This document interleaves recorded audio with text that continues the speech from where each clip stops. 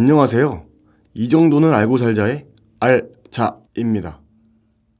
오늘은 도시 이야기 두 번째 시간으로 전편에 소개시켜드린 대로 강원도 강릉 이야기를 해보려고 합니다. 강릉에 대해 알아보러 가시죠. 강릉은 바닷가와 붙어 있고 평창 동계올림픽 때 평창보다 더 많은 수해를 입었다는 그런 말들이 있습니다. 평창은 명분을 챙겼고 강릉은 실리를 챙겼다는 평가가 많았죠. 특히 대표적인 것이 이제 강릉선인데 서울에서 강릉까지 가는 고속철도가 깔리게 된 것은 올림픽 같은 국책 사업이 아니고서는 불가능한 일이었죠. 더더욱이나 외곽으로 빠진 것도 아니고 기존 강릉역을 그대로 살리면서 지하화까지 하는 이런 큰 선물을 받았죠. 가끔 올림픽 때문에 철도도 생기고 도로도 생기는 거 보면 실제로 행사 기간에 써봐야 얼마나 쓰겠습니까? 사실은 저기에 철도를 놓으면 어떻게 발전할지 이런 상상을 하면서 결정을 하는 게 오히려 당연한데 그런 상상을 하면서 토론에서는 절대로 답이 안 나오고 며칠 안 쓰는 올림픽 기간에 써야 된다고 하면 그건 또 설득이 되는 것 보면 예비 타당성을 무시하고 할 수 있는 것이 올림픽 관련 사업이죠. 그래서 어찌 보면 올림픽의 가장 큰 의의 중 하나가 이런 것 아니겠는가 생각해 보게 됩니다. 강릉은 바닷가에 있는 도시인데 바닷가에 인접한 도시들은 주로 이제 해변을 따라서 발전하는 그런 식으로 발전할까요? 주로 그렇기는 하지만 강릉 같은 경우는 속초와 달리 주요 생활권을 바다가 안 보입니다. 강릉 시민들도 일삼아 바닷가로 나가는 거지 그냥 집에서 창문을 열면 바다가 보이는 곳은 이제 많지 않습니다. 그래서 강릉시 같은 경우는 원래 구도심 지역들이 꾸준하게 활동하고 있었는데 2000년대 초반에 교동택지지구가 완공되면서 구도심이 쇠락하는 전형적인 상황으로 진행되었죠. 인구가 많지 않은 채로 새로운 쾌적한 지역들이 생기다 보니 구도심의 인구가 더 빠져나가게 되었죠. 중앙시장을 중심으로 하는 전통시장은 쇠퇴하였고 관광업 역시 힘들었던 것은 대규모 숙박시설이 많이 없었습니다. 노후한 콘도 정도만 있다 보니 실제로 사람들이 잘 숙박하지 않았던 한계가 좀 있었는데 재밌는 건 2000년대 중반부터 생각지도 못한 변화가 나타나기 시작합니다. 요즘 강릉하면 제일 생각나시는 게 뭘까요? 최근에는 커피죠. 강릉에서 커피 나무가 크는 것도 아닌데 어쩌다가 강릉이 왜 커피로 유명해졌을까요? 이렇게 물어보면 많은 사람들이 여러 가지 설들을 말씀하십니다. 물이 좋아서 그런 말도 있고 사실 제일 대표적인 것이 그 우리나라 제일 원로급에 속하시는 바리스타께서 운영하시는 카페가 강릉 외곽에 하나 있습니다. 그게 유명해서 가끔 거기를 일부러 오기도 했고 또 한편으로는 이제 산속에 커피 공장을 표방하며 생겨난 공장이 있는데 커피 냄새가 아주 좋은 공장입니다. 드립커피도 시음해 가면서 마실 수 있는 그런 두 업체가 들어갔습니다. 여기서 이제 호텔에 납품을 하면서 입소문을 타고 사람들이 이제 찾아가기 시작했습니다. 처음에는 이런 데가 있구나 하고 아무 때나 편하게 갔는데 언젠가부터는 주말에 도저히 차가 막혀서 들어갈 수 없을 정도로 변했습니다. 처음에는 강릉에 온 김에 커피집이 있다니 한번 가보자 라고 했다가 나중에는 커피가 점점 인기가 좋아지니 커피 마시러 강릉 가자라는 식으로 바뀌더라고요. 외지에서 많이 오시다 보니까 처음에는 강릉 주민들이 좀 낯설어 하시다가 어느샌가부터 강릉 시민들도 많이 커피를 드시기 시작했고요.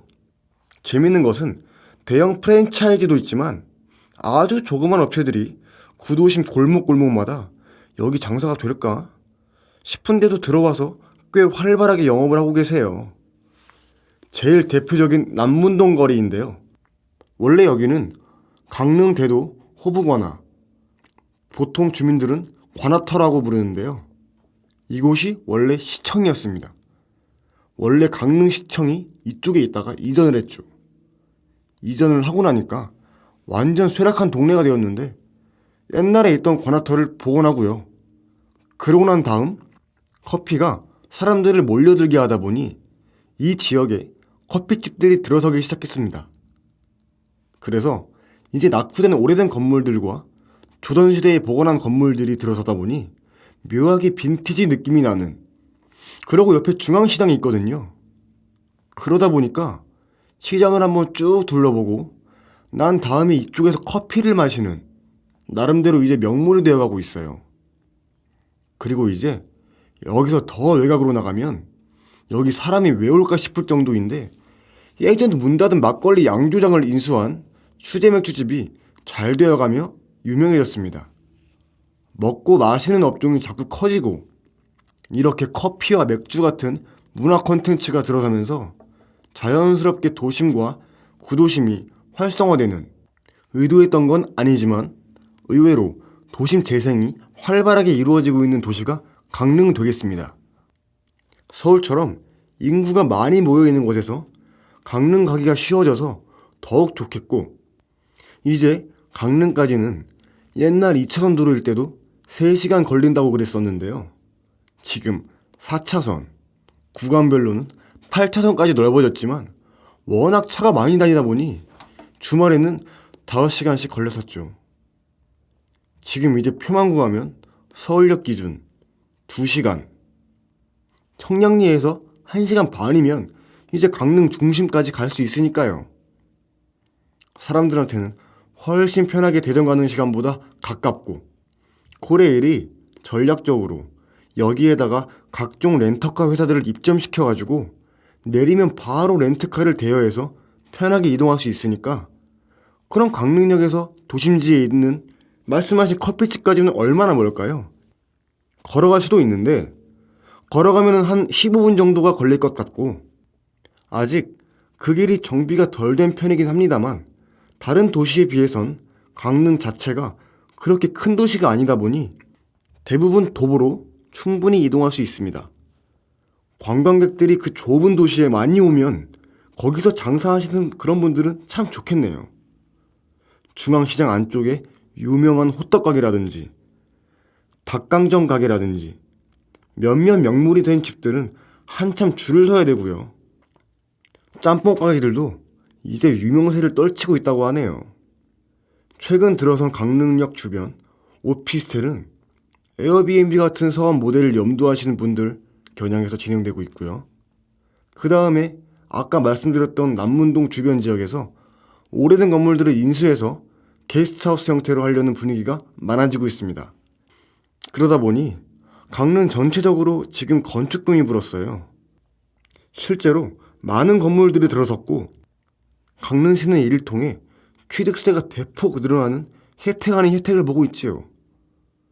건물 등록하려면 취등록세를 내야 되는데 계속 전년 대비 35% 이상 늘어난 즐거움을 누리고 있습니다.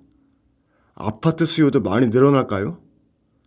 강릉 쪽으로 가는 수요들이 이제 있긴 한데 이게 이제 속초처럼 시가지에서 바로 바다가 보이는 게 아니다 보니 아직까지는 이런 추세가 아주 강하게 나오지는 않고 있습니다.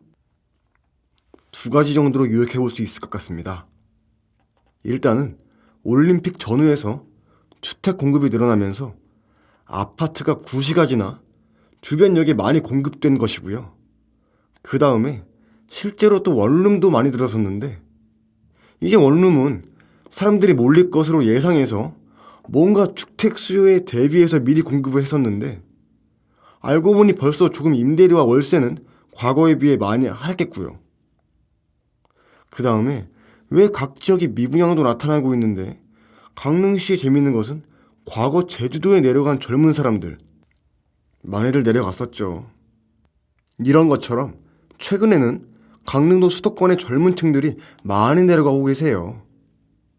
이분들이 바로 이제 구시가지 오래된 집을 사서 개조를 하거나 이렇게 하진 않고 아까 앞서 말씀드렸던 것처럼 교동택지지구에 있는 아파트나 오피스텔 전세의 집으로 들어갔습니다. 그래서 이제 가족들에게는 기존에 생활했던 것과 비슷한 것들, 이런 것들 누리면서 이사를 가더라도 아파트에서 살면서 상황을 봐가며 점차 사업 아이템이라든지 이주할 지역을 고르시는 추세입니다. 그러다 보니 이제 교동택지지구에도 사실은 핫한 플레이스들이 점점 늘어나는 그런 재미있는 현상이 벌어지고 있습니다. 대략 어느 정도 새로 지은 아파트 가격들은 평당 800만 원 정도이긴 한데 실제로 잠시 잠깐 막 수요가 몰리면서 가격이 치솟았는데 아까도 말씀드렸다시피 인구가 이제 전체를 보면 20만, 강릉 도심 지역으로는 15만 내외이다 보니 아무래도 수요가 제한되지요. 앞으로도 확장을 할 여지가 많은 도시라면 올라갈 때마다 외곽에 아파트가 들어설 테니 그런 물량 효과도 있겠네요. 외곽으로 나가시는 분을 강릉 시민들이 별로 좋아하지 않으세요. 그러다 보니 과거 경포대 근처에 분양되어 있었던 아파트들은 요즘 들어 좀 인기가 좀 없어진 그런 경향이 있습니다. 강릉의 발전 가능성은 어떻게 보여질까요? 일단은 올림픽이라는 국가적 행사를 통해서 철도를 비롯한 도로, 이런 것들이 거의 완벽하게 정비가 새로 되다 보니 중장기적으로는 도시가 발전할 여지가 상당히 많다. 그리고 강릉은 역사적으로도 영동지방의 중심지였기 때문에 흑인 생가를 비롯한 여러 가지 문화 자산들이 많습니다.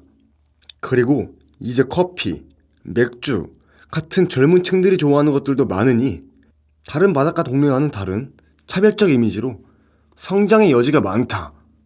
하지만 인구가 제한적이다 보니 사람들이 쉽게 생각하는 아파트 투자 같은 그런 부분들은 상당히 조심스럽게 하셔야 될 것 같고, 오히려 이제 관광객들이 몰리는데 숙소가 부족한 면을 잘 공략해서 게스트하우스나 아니면 이제 도심형 펜션, 이런 것들을 잘 고려해 보시면 괜찮을 수도 있을 것 같습니다.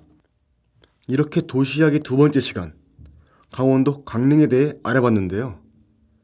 도시 이야기 다음 편 지역은 아직 고민 중입니다. 아마 경제 이슈부터 다루지 않을까 생각이 되네요. 이상으로 이 정도는 알고 살자의 알자였습니다. 시청해주셔서 감사합니다.